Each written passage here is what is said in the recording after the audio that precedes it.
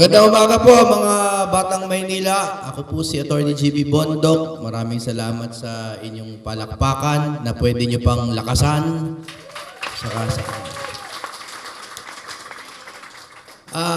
Alam nyo po yung napangasawa ko, no? Kinikwento ko dun sa likod kanina mga taga District 1. Yung napangasawa ko nung February 2 lang, taga District 1 yun, sa Wanlo na yun.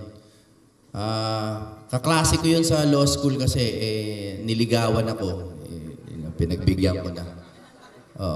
Taga ano yan, gagalangin. Kamusta naman po kayo? Kumakain pa ba kayo? 3 times a day?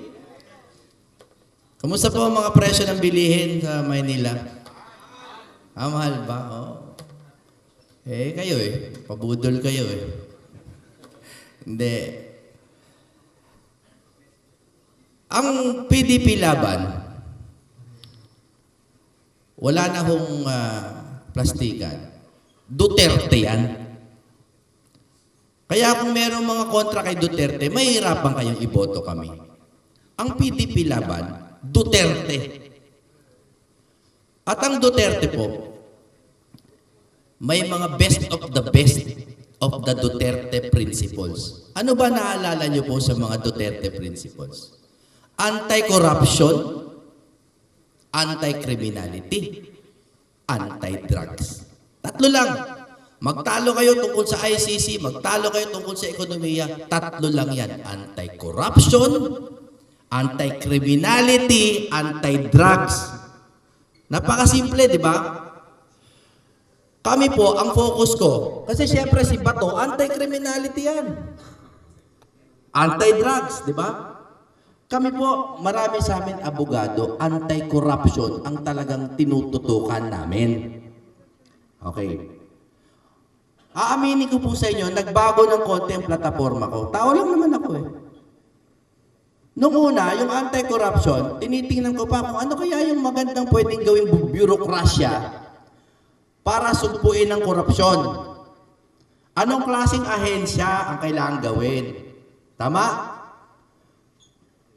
Pero nung nakita ko po yung 2025 budget, naliwanagan na ang buong bayan na ang ugat ng korupsyon ay ang budget. Wala na pong iba. Wala na pong ibang problema ang bayan na to kundi ang budget. Alam ko po, sasabihin nyo, hindi yung inflation problema natin. Budget. Hindi kasi mga confidential pa. Budget. Paano yung West Philippines Sea? Budget. Biniwasan nga ng 15 billion yung AFP Modernization Act. Nasa gitna tayo ng gera, babawasan mo ang budget ng AFP Modernization. Budget. Saan po nilagay yung budget? Alam niyo naman, di ba? Sa ayuda. Sa ayuda po nilagay. Okay. So ano po ang problema natin? Napakadami. Gutom. Inflation, di ba? Peace and order. Lahat po ang solusyon budget. Paano solusyonan ng budget? Ito na po ang sana tandaan ninyong sinabi ko sa araw nito. Ang eleksyon ang solusyon. Ang eleksyon ang solusyon. Kasi po, yung budget, paramihan lang talaga sila dyan. Paramihan ang boboto. Kung ang oligarkiya po ang nakaupo doon sa Kamara de Representante at sa Senado, kanino po papabor ang budget? Di siyempre sa oligarkiya din. Isang huling kwento po, nung Lunes, nagpunta po kami sa Ombudsman. At ako po ay co-complainant ni Speaker Pantaleon Alvarez. Kami po ay naghain ng reklamo laban kay Speaker Martin Romualdez. Naghain po kami ng graft and corruption case tsaka falsification of legislative documents. Diba? Nakakalito po ba? Nalilito ba kayo sa sinasabi ko? Baka kako boring Kasi technical nga. Kasi nga, from a legal point of view, ganun po tayo niloloko. Ano po ba nangyari sa 2025 budget? Sa madaling sabi, hindi dumaan sa tamang proseso ang budget natin. Sino po ba mga abogado dito? May mga abogado po ba? Kasi dun sa likod may panyero ko nakilala eh. At sa lokal po, alam nyo naman po kung paano pinapasa ang budget. Ang problema po natin, yung budget na ginawa ngayon, puro blanco. Nabalitaan nyo ba yung mga blanco? Okay. May blanco at may nagpuno. Hinahanap natin kung sino yung nagpuno.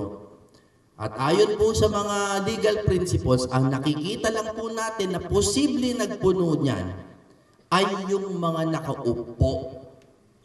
Binago po nila yung mga merong budget, tinanggal nila, siniro nila, blanco, at sila ang naglagay. Ito po ang baka hindi nyo alam ha, bago po kayo antukin dahil napaka-technical ng budget pero kailangan ko po kayo kausapin ng diretsyo. Ano po ba yung mga dinagdag bawas nila? Anong mga departamento? Dalawa lang po yung main. Department of Agriculture, tsaka National Irrigation. Naunawaan niyo po ba yung implikasyon nito? Hindi po ako naghahanap ng palakpakan, ng sigawan, kahit boto, hindi po ako naghahanap. Naghahanap po ako ng tenga. Makikinig sa akin. Kahit di nyo ako boto, okay lang po. Pero marinig nyo, sana marinig nyo. Ang pinawasan at pinaglaruan na budget, agriculture, irrigation. Naririnig nyo po ba ako? Tapos mag-uusap tayo, bakit gutom ang Pilipino? Bakit wala nang magsasaka? Naririnig nyo po ba ako? 241 billion under our noses. In-insert, pinaglaruan, nilagay sa mga kung ano-anong peking makinarya, peking irigasyon. Nag-file ako ng kaso. Tapos sasabihin nila, suka kami. Wala daw kaming kayang gawin. Anong ginawa nyo? Wala pa kayong ginagawa. Ako, nag-file ng kaso sa ombudsman, maliit na tao, pwedeng-pwede akong barilin ng kung sino man dyan. Wala akong pakialam. At hindi po ako nagtatapang-tapangan. Ang sinasabi ko po ganito, puro tayo sat-sat eh. Ayaw natin ng korupsyon. Pero walang nagpapail ng kaso. May ikukulong sa Kongreso. Hoy, mali yan, ba't kinukulong sa Kongreso? Wala namang nagpapail ng habeas corpus. Wala po tayong ginagawa. So kayo po, ano po ang dapat nyo gawin? Ang eleksyon ang solusyon. Maglagay po kayo ng PDP laban straight. Straight. Sabi nila, Kaipe, ang PDP laban daw para lang pinabili ng suka. Ano po ba yung suka? Di ba maasim? Maasim. Ano yung A sa asim? Abogado. Puro abogado kami. Attorney JB Hinlo, maaari ko ba kayong patayuin? JB Hinlo, abogado. Attorney Raul Lambino, abogado. Nung nasa eskwela ko, inaaral Lambino versus Comelec tungkol sa changing the Constitution. At kasama namin si Attorney Rodante Marcoleta, kilala nyo naman niya si Congressman Marcoleta, abogado yun, at si Attorney Vic Rodriguez. A, abogado. Ano yung S? Sa asim, S. Sundalo. Si Bato. O ano yung I? Inspirasyon. Inspirasyon. Inspirational leader. Sino yun? Ipe Salvador. Ipe. Letter I din. Philip Salvador. Inspirasyon ng marami. At si Pastor Kibaloy. Inspirational leader. At huli sa lahat, M. Ano yung M? Malasakit. Bongo. Na ngayon, kinukuhaan na rin ng budget. Pero pinaglalaban pa rin ni Bongo na manatiling buhay ang malasakit. Hindi nila makukuha ang malasakit sa atin. Sa pagwawakas po, ito lang po ang hinihingi ko. Hindi po ako humihingi ng boto. Marami pong iba, style nila yun, okay, I respect that. Ang hinihingi ko po, kilalanin niyo po kami. Kasi po, sinasabi ko po sa inyo, kitang-kita namin. Kahit hindi abogado, pero kami po, nagkataon, mga abogado kami, kitang-kita namin kung paano ho binabalahura ang budget natin at saan kinukuha sa pagkain. Kaya wag na kayo magtaka kung bakit mahal ang presyo ng bilihin, kung bakit hindi na tayo nagtatanim ng sarili nating palay, at kung bakit gutom na ang mga anak ninyo. Pupunta kayo sa grocery, may dala kayong 1,000, paglabas nyo, wala kayong dala kundi supot. Kahapon may kausap po ako, no? Yung aking matagal ng kadi, pero hindi ako nag-got, no? Kadi ko yun, nagpunta sa akin kasi humingi ng mga tarpaulin. Tapos sabi niya, sir, dapat kayong manalo. Kasi binibigay niyo sa amin dati pag naglalaro kayo, pag uwi namin, talagang bigas lang ang naiuwi namin. Wala na raw mapili ang 1,000 na ka-ADP. Ang ninanakaw po sa atin, diretso po, galing sa agrikultura.